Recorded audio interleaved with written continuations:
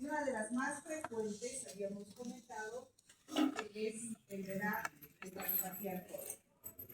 El contenido de esta clase: epidemiología, importancia del problema, definiciones, patogenia, diagnóstico, biopsia, lo que se encuentra, modelos pronósticos y tratamientos.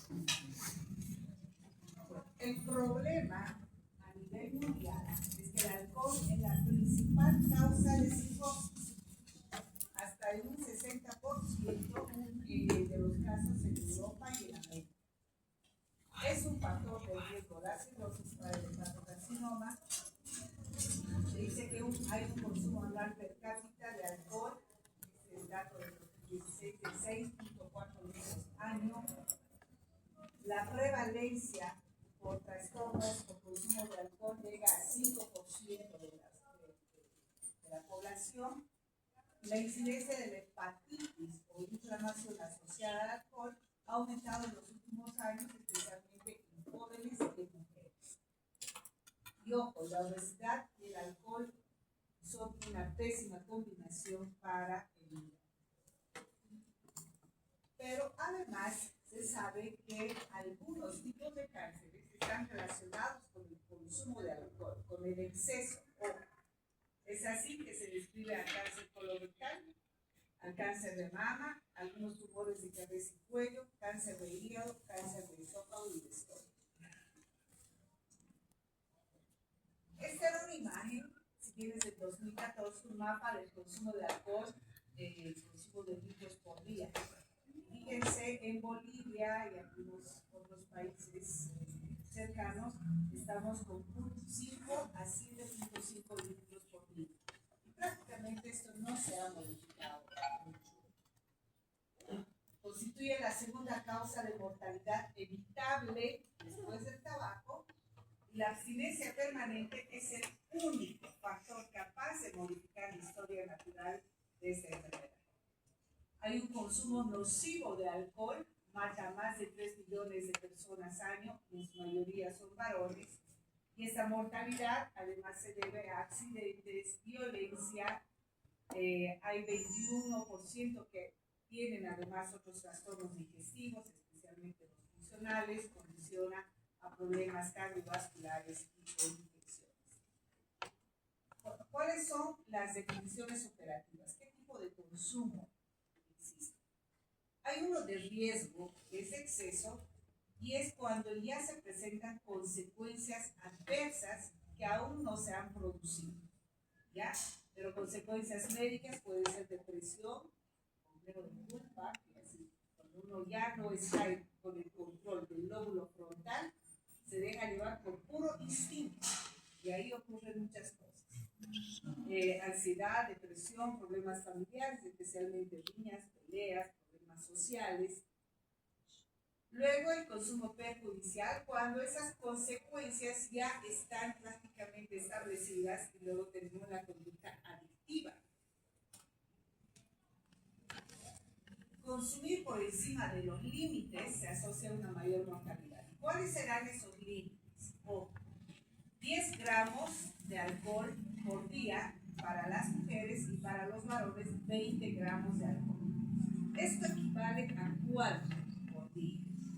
Por ejemplo, a unos 250 ml para las mujeres de cerveza, o una media copa de vino, o un poquito, como dicen en algunos países, como 30 ml de bebidas puras, por ejemplo, coñac, whisky.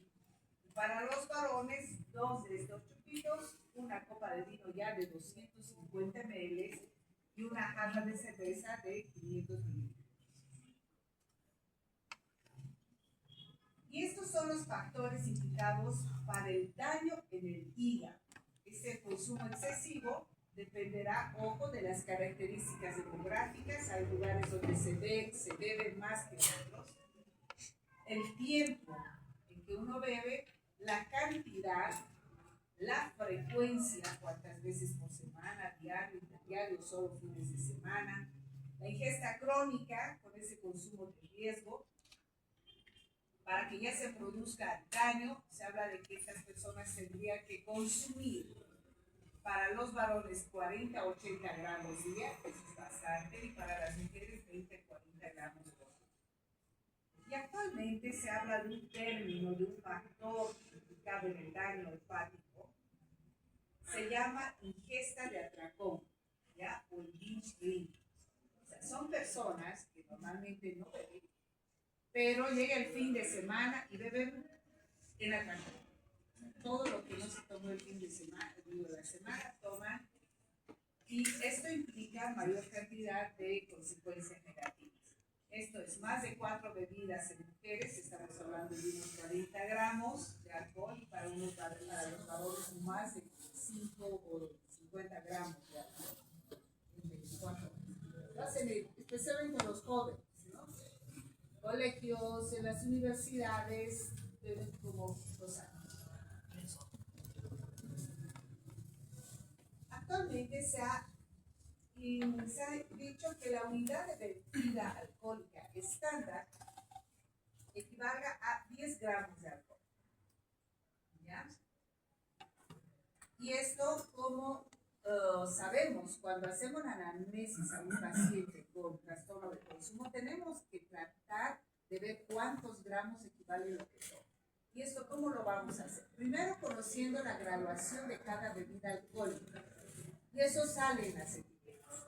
Por ejemplo, la cerveza, tenemos cervezas que tienen desde 4 hasta 12 grados. El Fernet 39 grados es una bebida que se ha puesto de moda estos últimos años. El vino, 12 grados. Bebidas fuertes, 28 a 30 grados. Bebidas destiladas, 30 a 40 grados. El vodka, 37 grados. Entonces, ¿cómo se hace la transformación? Tenemos que conocer que la proporción de volumen de alcohol puro contenido en un litro de bebida equivale a, por ejemplo, un litro de vino de 12 gramos, ¿ya? De 12 gramos. Significa que hay 120 ml de alcohol puro.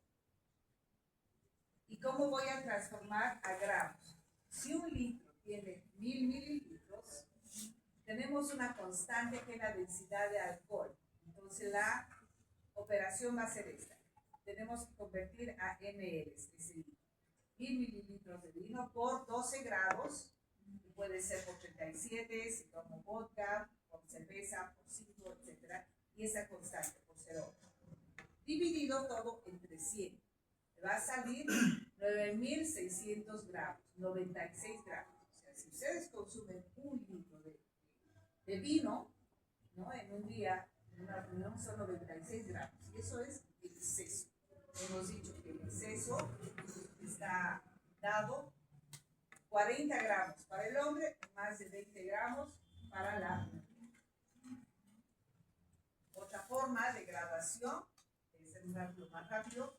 Si un vino tiene 13 grados, una copa 200 ml, entonces multiplico 13 por 8, que es la constante, 104. 104 por 0.2, que es los 200 ml, son 20 gramos.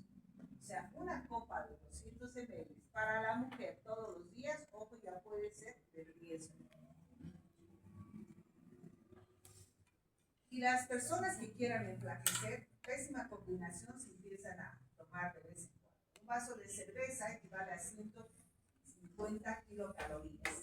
Para perder, para quemar esas kilocalorías extras, se tiene que caminar unos 30 minutos a paso rápido. Si toma una copa de vino tinto, son 65 calorías, ideal levantar siquiera unos 10 minutos de pesas. Las fases del alcohol. Todo depende de la cantidad. Los gramos de alcohol sobre 100 ml. Si este grado llega de 0 a 0,1, habrá la fase de euforia o excitabilidad. La siguiente es de confusión y coordinación motora. La siguiente es de inquietud, pérdida de voluntad. Ya severa, 0,6, pérdida de reflejos, y más de 0,6 prácticamente puede llevar a la muerte. Para que se acuerden fácil. Al principio, muy habladores todos, luego haciendo monerías, contentos, felices, y de pronto cuando ya no tienen el control con el lóbulo frontal, algunos se tornan agresivos. Y es puro instinto, ¿no? y finalmente cuando ya se quedan dormidos como cerditos. Tenemos que saber cuánto bebe la gente. Tenemos formas de beber: el abstemio, ya sabemos quién es, ¿vale? Cero alcohol; un moderado, menos de 12 veces al año se queda ebrio. Ojo con el bebedor excesivo, se queda ebrio más de 12 veces por año.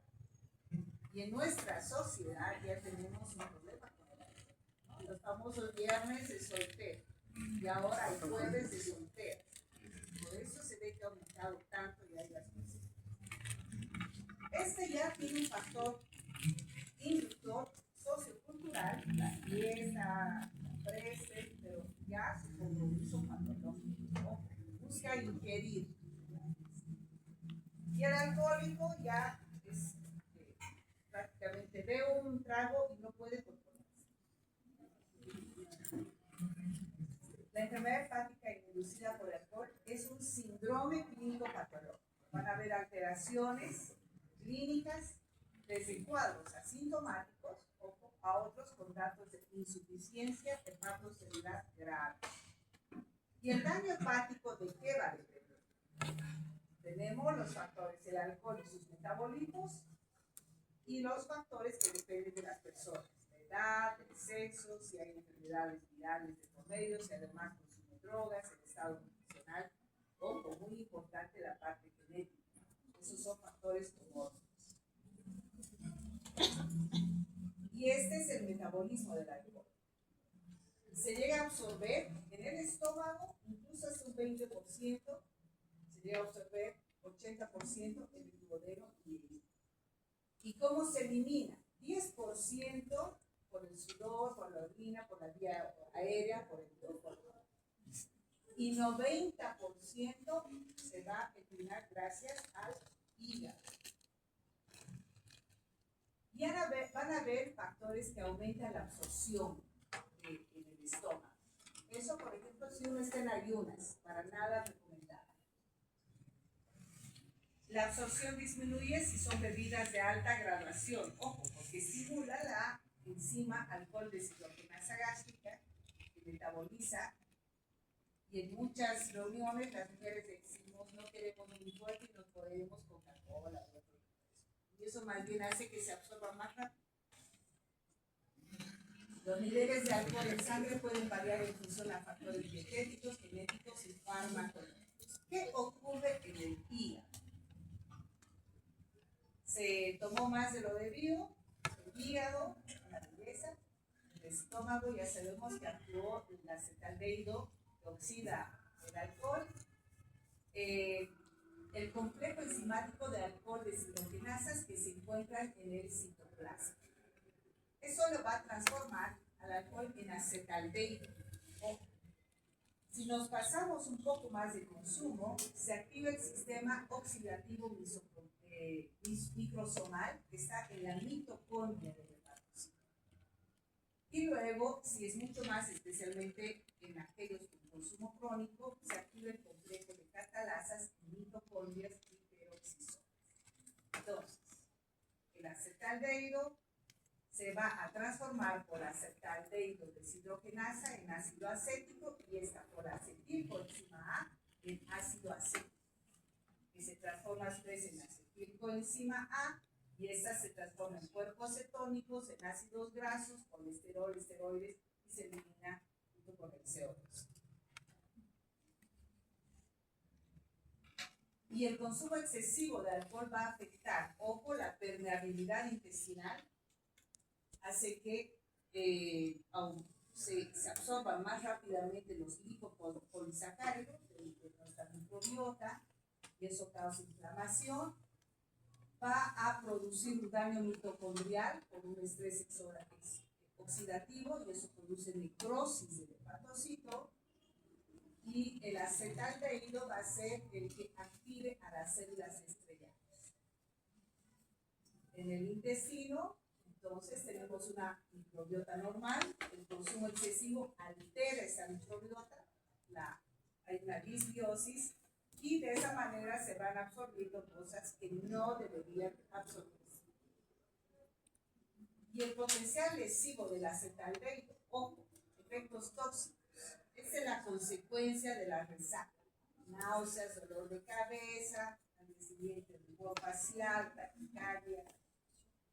El acetaldehído desencadena una respuesta inflamatoria e inmune, aumenta el estrés oxidativo, altera el metabolismo de hidratos de carbono y lípidos, la causa de esteatosis, produce lesión mitocondrial, hipoxia perimetral en el hígado, aumenta las citoquinas proinflamatorias y se activa las células estrelladas, las fibrosas.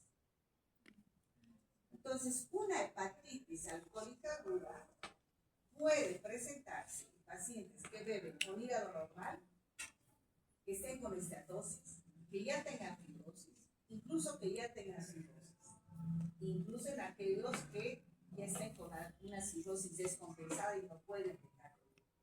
En todos estos grupos puede haber un daño agudo sobre crónico o un daño agudo.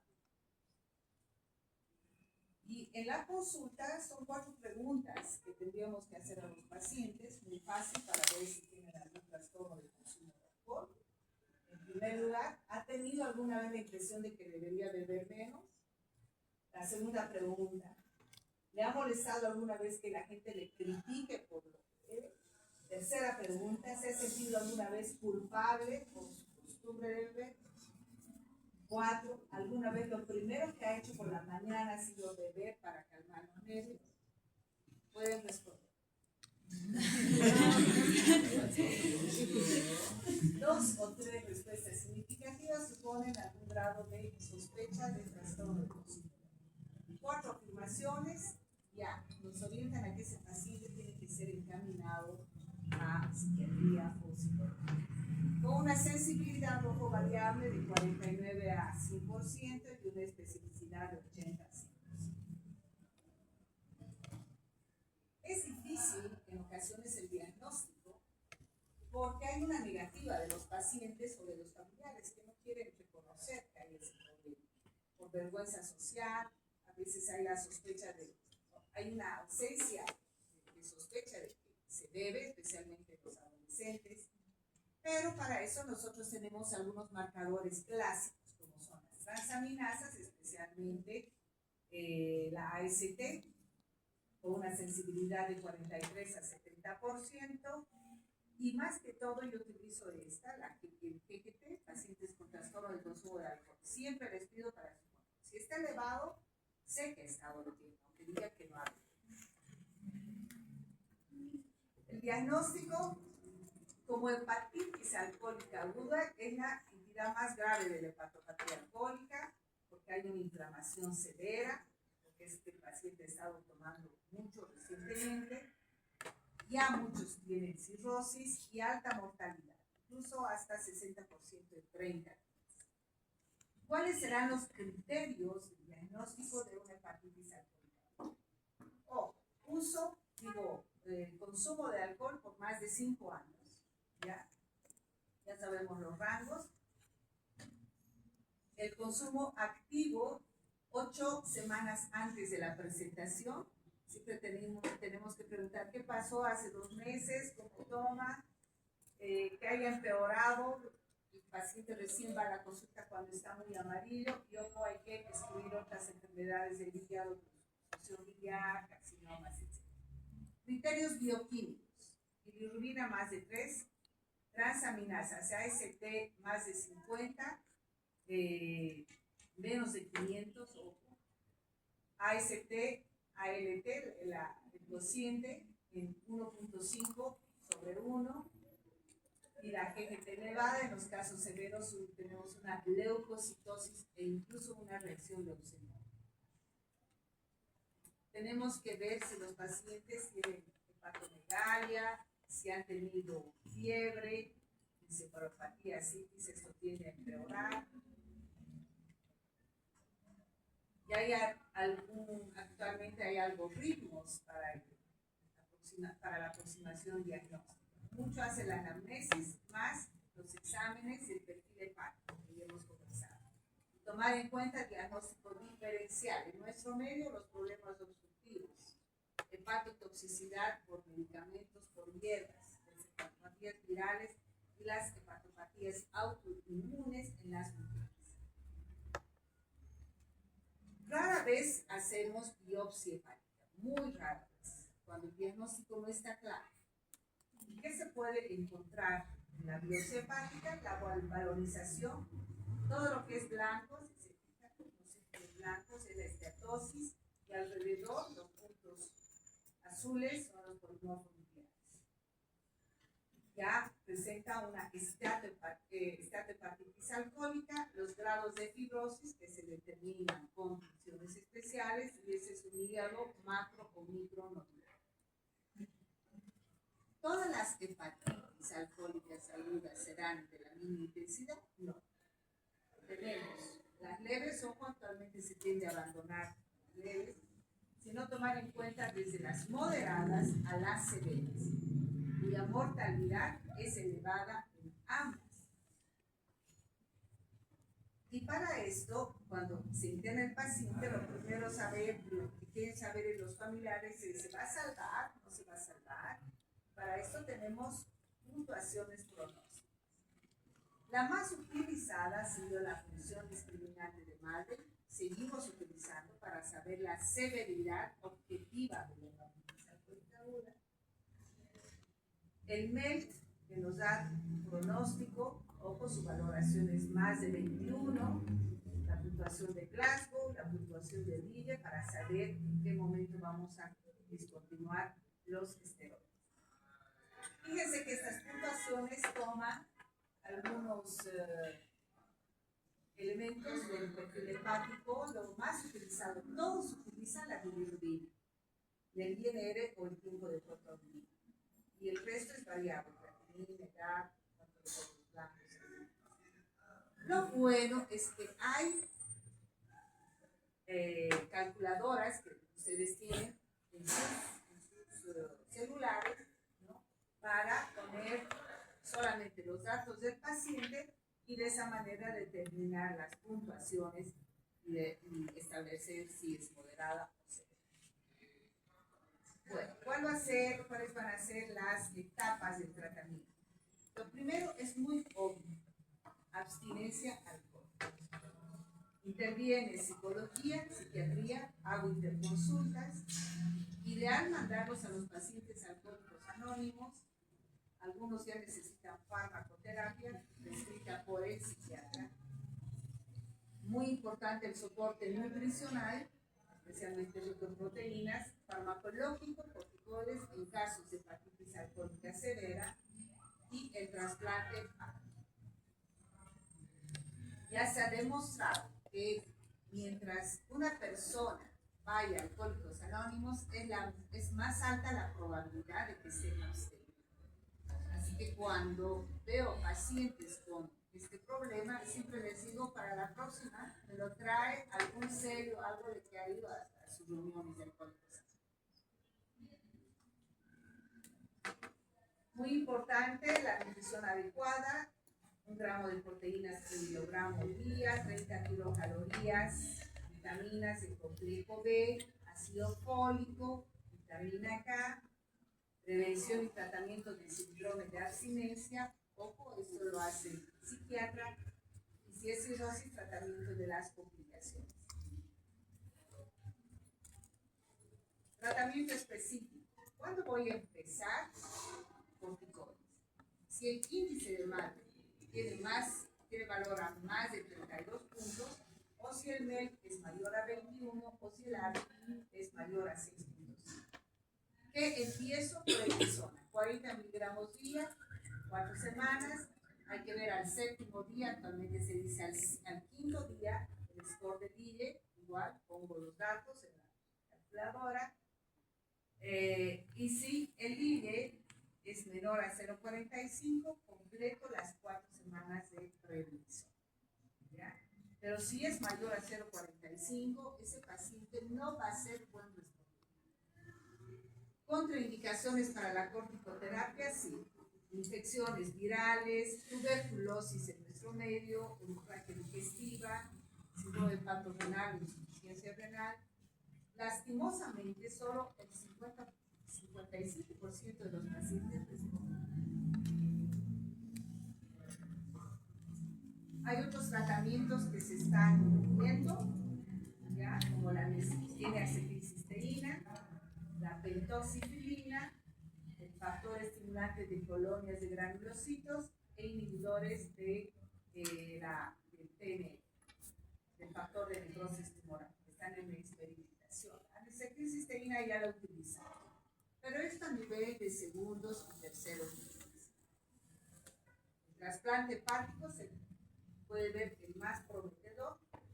Lastimosamente, un estudio hubo hace años que el 46% de los trasplantados volvieron a tomar y 20% de estos entonces excesivos.